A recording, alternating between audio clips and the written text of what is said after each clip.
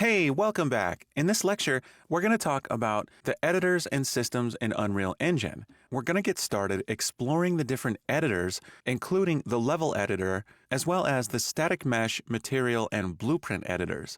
So I'm going to open up my first-person shooter project. This is that starting project. And right away, we see several different sections to the Unreal Engine editor.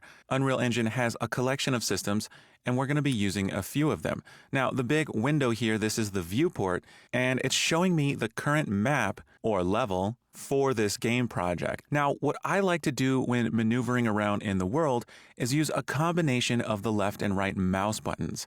I'm left-clicking and dragging to move forward and back, as well as pan around, but I can right-click and left-click simultaneously to move up and down and left and right. I'm basically moving in the plane of the screen. That's with both left and right mouse buttons held down together and dragging around. Now, I can release the right mouse button and continue to hold the left mouse button to move, and click the right mouse button with the left mouse button still held down to move. So I encourage you to left click and right click and drag around until you have a feel for how you can easily maneuver your way throughout the level. So this is something that you sort of get practice with as you're developing. Now, we can always select objects in the level by simply left clicking them. And now we see a yellow outline of the object that we've selected. And we see in the World Outliner tab here at the top right, one or more objects are now highlighted.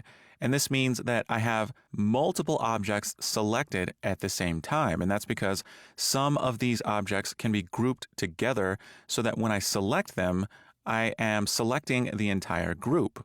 So we're going to get into how to do that. Now, Unreal Engine has several different systems and editors for doing different things when making games. Right now, we're in the level editor because we can edit this level. We can move objects around. We can add new objects. And the majority of the objects in this level are static meshes. Static meshes are objects that have geometry, and they don't morph or animate, hence the term static. Now, as soon as I select one of these static meshes in the World Outliner, the highlighted object shows me what I have selected. It has a name as well as a type. It says that this object I've selected is a static mesh actor. And again, we'll get into what actors are very shortly. Now, this static mesh actor is an asset, and that asset exists somewhere in our project. Now, it's not entirely clear where it exists, but we can always find where the object is in our project if we have it selected in the world. Here in the World Outliner, this storefront door can be found by right-clicking and selecting Browse to Asset. If I click Browse to Asset, then the content browser now opens up to a particular folder where this static mesh exists in our project, and it's even highlighted here.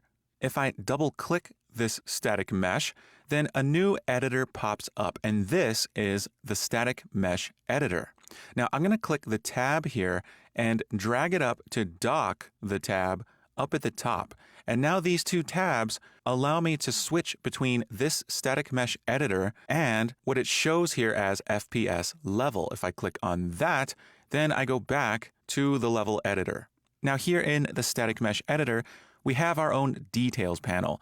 Details panel contain a list of properties of the thing that we're currently concerned with. So this particular static mesh asset has its own set of properties, including materials. You'll see here under material slots, we have two different material assets. These are what give this static mesh its colors and textures. So each of these materials are applied to parts of this static mesh. Now, static meshes are created in some sort of mesh creation software like Maya or Blender, so we don't actually make these here in the engine. These are usually created by an artist in some other software and then imported into our project. Now, we can see these materials and their properties by browsing to them, and in most details panels where we have a property such as a material, we can always find the location of that material in our project. For one, I'm hovering over the icon here that gives us a thumbnail image, and it's showing us a path to this material asset. But we can also browse to the asset. This little magnifying glass icon, when I hover over it, it says browse. If I click that, then the content browser opens up to the folder where this particular material exists. And I can double click on that, and now I have another editor opened up. I'm going to click the tab and dock it up here at the top, and I'm now looking at the materials editor. The materials editor allows us to create various materials for our meshes. I can right click here in the graph called the material graph and drag around, and I can use the mouse wheel to scroll in and see all the different nodes that make up this material. Now I'm going to close the material editor. Now I'm back here in the static mesh editor, and I'd like to close out of this as well. So we can always double click on an asset to open the particular editor associated with that asset type. Now, aside from static mesh and material editors, there are also blueprint editors, and we'll be creating our own blueprints soon enough. Now, every level has its own level blueprint. So this particular level that we're in, called FPS level, has a level blueprint, and we can access that by clicking blueprints at this bar here. And there's an option to open level blueprint. If we click that, and we are now looking at a new type of editor called the blueprint editor. And I can click and drag this to dock it up at the top. And we now see what a blueprint editor looks like.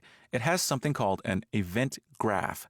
And in the event graph, this is where we will make our blueprint logic by placing nodes, each of which perform particular actions for our game. So in summary, we've had just a brief overview of the various editors in Unreal Engine, and we'll be seeing more of these as we move along throughout the rest of this course. I'll see you in the next lecture.